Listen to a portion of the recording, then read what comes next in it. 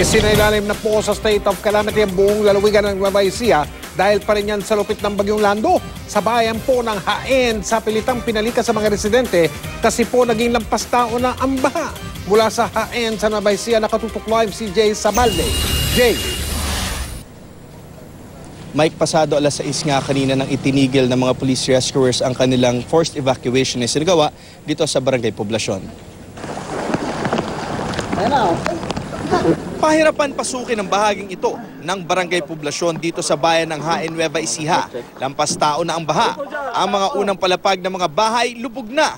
Kaya kahit malakas daw ang agos ng baha, pilit pinasok ng mga pulis ang lugar para sa isang forced evacuation. May nakarating daw kasing impormasyon sa kanila na maraming residente ang naiwan sa loob ng kani-kanilang bahay. Pero ang lalaking ito, kahit pa halos lubog na ang bahay niya, nagmatigas at ayaw umalis. Hindi siya sumama sa rescuers kahit anong pilit pa. Pababa naman na ito, bigay. Tulad niya, marami ang ayaw din lumikas.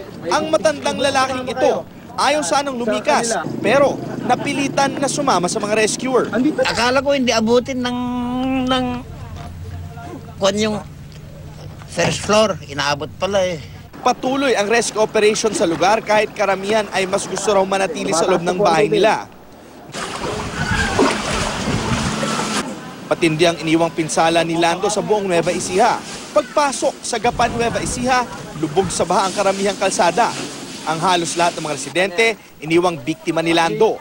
Ang ilang mga bahay, umabot hanggang ikalawang palapag ang tubig. Ang bahay ng mamang ito, winasak at inanod ng bagyo. Kaya sinatsaga niyang binabaklas ang ilang yero at kahoy na pwede pa raw magamit. Sana kung mabigyan kami kahit kahoy lang eh. Okay na sa amin yun. May matulugan lang. Ganito ang sitwasyon ngayon dito sa may barangay San Vicente sa may Gapan, no, Nueva Ecija. Makikita niyo yung tubig lagpas baywang na. Pero kagabi, nung kasagsagan ng pag-uulan, aabot daw yung tubig hanggang doon, pumasok sa pinto ng second floor. Kaya naman si Kuya, hanggang ngayon abala pa na maglinis ng bubungan ng kanilang first floor. Ang iba, abot sa paglilinis ng bahay. Gusto raw nila agad makalimutan ang nangyari kahapon, kasabay ng paghupa ng baha. At napakalaki ng baha. Kahirapan namin talaga. Ako hindi ko maanuhan yung sarili ko. Kala ko magugunaw na mundo eh. Isipin mo, nagkaka-nervyos ka na biglang lumakas yung tubig sa ilog.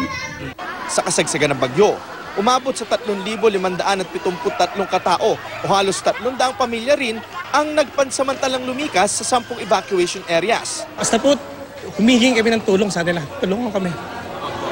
Malawak ring palayan ang sinira ni Lando. Maraming sasakyan ang stranded at hindi makatawid. Ito raw ang unang pagkakataong lumubog ang buong Gapan sa baha. Sa ilang bahagi ng lungsod, mabilis na humupa man ang baha, makapal na putik naman ang naiwan. Bago kami nakarating sa Nueva Ecija kagabi, nadaanan namin ang San Ildefonso, Bulacan. Nasa kalsada ang mga sasakyan dahil sa pag-apaw ng tubig. Sa San Miguel, Bulacan, marami pa ring bahay ang pinasok ng baha. Pagka matagal ang ulan, bigla umano tubig dito sa amin. Hindi ba nakakatakot? Natatakot nga kami dahil sa mga bata. Sa tala ng mga otoridad, nasa 20 pamilya pa o humigit kumulang 100 katao pa rin ang nasa loob ng Barangay Poblacion na karamihan sa kanila ay ayaw pa rin magsilikas. Mike? Maraming salamat, Jay Sabalde.